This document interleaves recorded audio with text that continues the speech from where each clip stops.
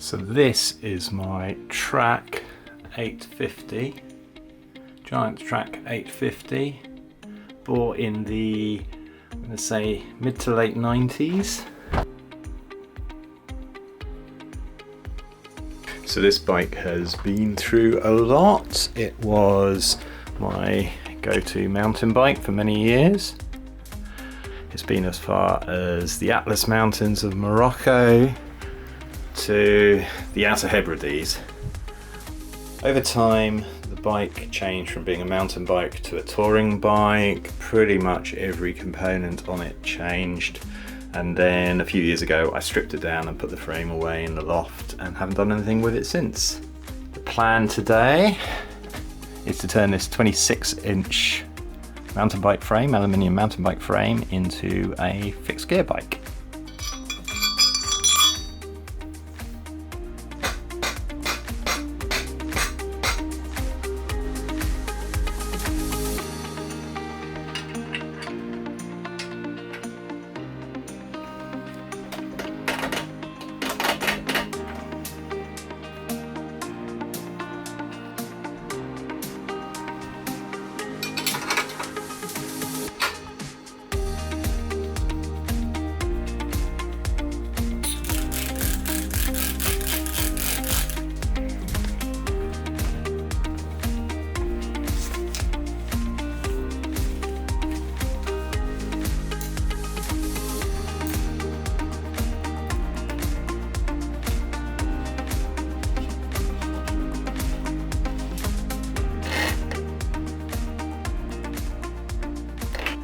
Okay, it's a couple of days later, and now the headset is fixed. I've also put in a quill stem adapter, so this has the bit where you tighten like that, but I can now put a regular headset on this.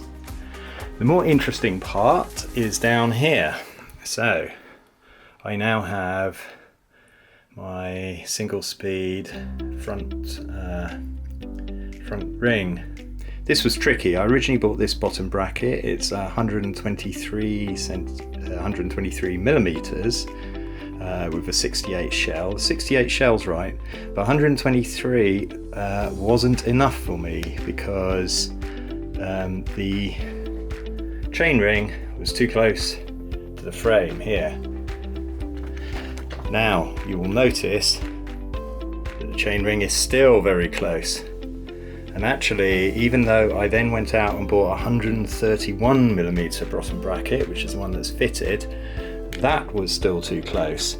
So I had to then fit, you can see that black there, that's a spacer. Now arguably that's still too tight. You can see that there isn't too much of a gap there between my chain ring and the rear dropout there. But nonetheless, the chain line is going to be this way here, so that should be okay. And if it comes to it, I will just fit a second spacer in there. The other thing I've now done is fitted my rear wheel and fitted my single rear wheel. The thing to get here is to get the chain, is to get the alignment right. Hard to see, but they are in line. In actual fact, I only needed to put in the kit that this came with. There were obviously a few spacers here, and you could organise these as you needed to get it across. But actually, using the big one on its own was absolutely fine, and the chain line there is actually pretty good, so I'm quite satisfied with that. This bike has a regular mountain bike dropout, so it comes this way, and that means I've got no play there to as you would have with a proper single speed, where the dropout would point towards the rear and you could just pull the wheel back a millimeter or two to get chain tensioned up to speed. So I'm going to have to use a chain tensioner. Unusually for me, I'm going for some flat pedals because I figured this bike is going to be my general run around, just hop on it, run to the shops or whatever type bike, so you don't want to be mucking around changing sheets, because every other one of my bikes has some kind of clipless pedal.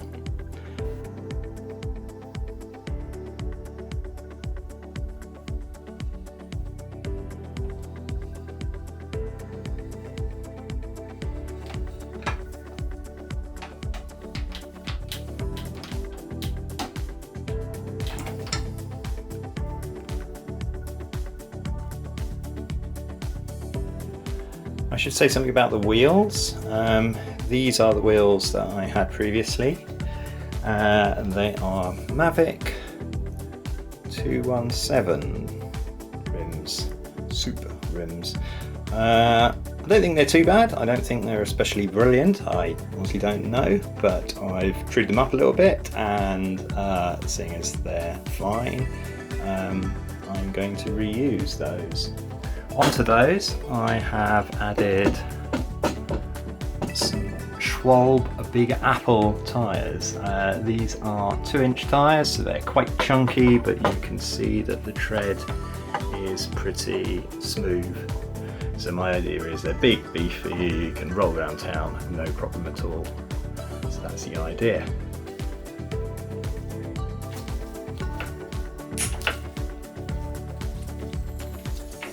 Okay, the chain's on, but it's a bit slack, so now we need to fit the chain tensioner.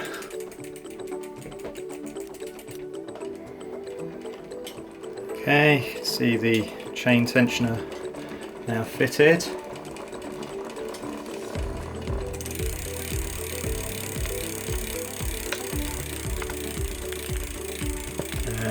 The only kind of adjustment is playing with these two bolts here and here, so that you get the tension on the tensioner itself just right. So I'm just going to make sure that they are now locked down.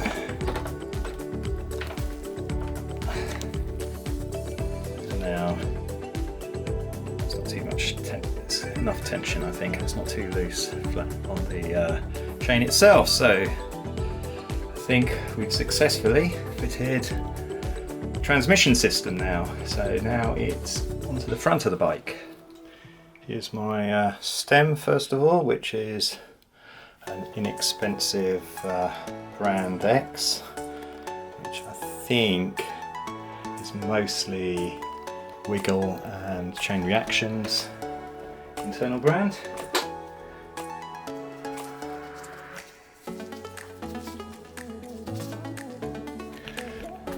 Similarly, the bars are also some Brand X bars, pretty cheap and inexpensive, and you can see a flat bar, so we shall also fit those.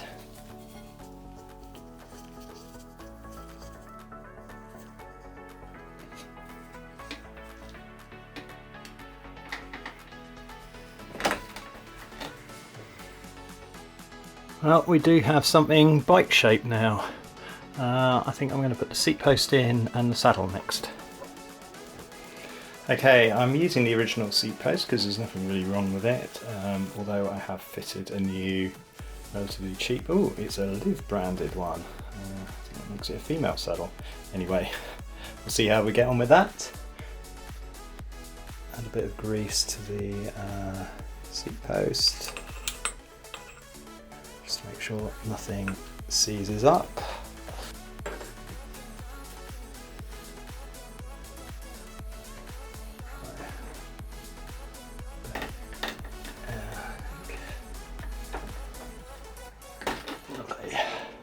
For brakes, we've got some V brakes, which takes me back a little bit, but this bike was built for V brakes, or even actually Canty brakes, so V brakes will do absolutely fine. It's only a Shimano Olivio set, but it will do the job.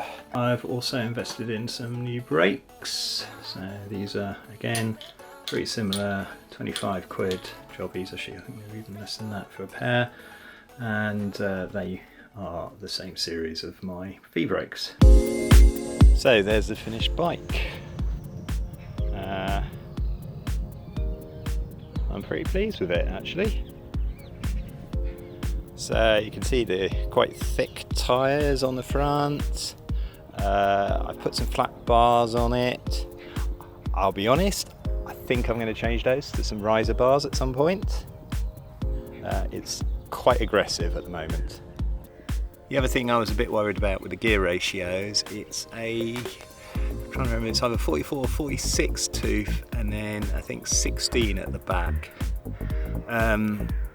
So it's going to be the way with fixed gear. It's definitely absolutely fine on the flat.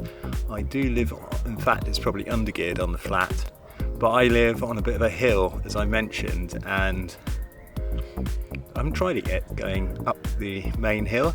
It's certainly rideable, but I think you're going to have to be reasonably good to get up this in this gear, get up anything too sizable. Definitely wouldn't want to be going up Ditchling Beacon or something in this, but I haven't got any immediate plans to do such a thing.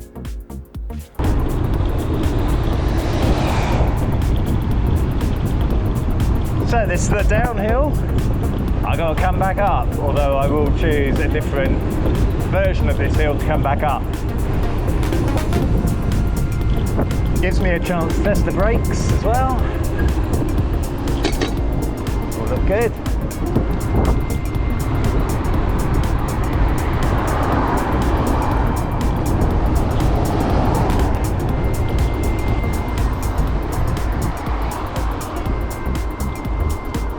Okay, and now back up the hill. Let's see how I get on. So I have to get out of the saddle. This is the easy bit.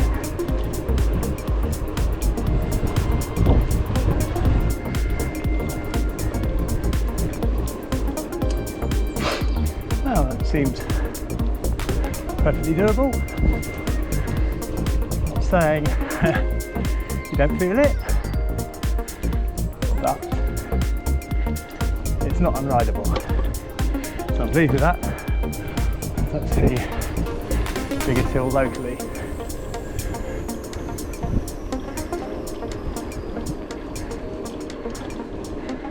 Okay, and we're back with the bike slightly different because I have replaced, the bike is different because I've replaced the bars with these ones. So previously I had a set of the Wiggle own brand generic handlebars, which ran to I think about 740mm flats, and while they were fine, they were quite big and I hadn't really established quite how big they were. So I've changed to some of these. They're from Brick Lane Bikes, their own brand, and these have, first of all, they're risers, which I think the flats were just a little bit too racy. I felt like you were constantly down, so these are lifted a little bit. Obviously, depending on the angle I put the handlebars at, I can change that. And also they're much narrower. So these are 530mm, so good 20 centimeters short, so it's 10 centimeters on each side. And you feel that. So now the bike looks substantially different, I would say, actually, just changing those bars, that's all I've done. And it handles very differently as well as a consequence. So I'm pretty pleased so far in my brief ride out on it. Yeah, the handling's quite different now with these new tighter bars. I think it's going to be much nicer to get through traffic on these. And actually, this is a practical thing. It's going to be easier even just for me to store the bike. I have to keep it indoors, and yeah, wide bars tend to mean I tend to spend quite a lot of time loosening or unloosening these so that I can turn the twist them round for flat storage, just to save a bit of space indoors. With these, maybe I won't have to do that. This is my pub bike, I guess, my hack bike, my just get around bike. That's the idea of it anyway.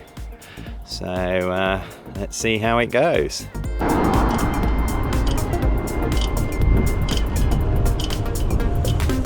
Creek somewhere that I need to sort out, but we'll not worry about that too much at the minute.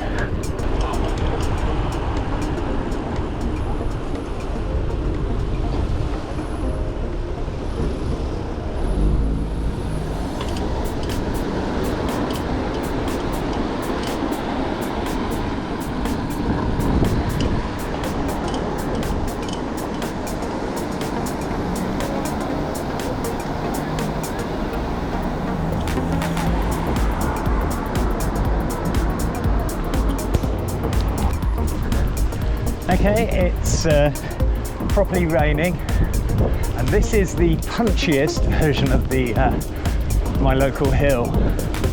So let's see how I get on with my single gear. No choice, gotta get up it in this gear. Oh yeah, and there'll be traffic in both directions just to make life that little bit easier. Well, that's a good workout.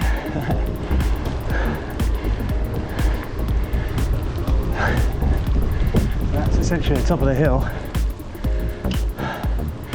so it is doable.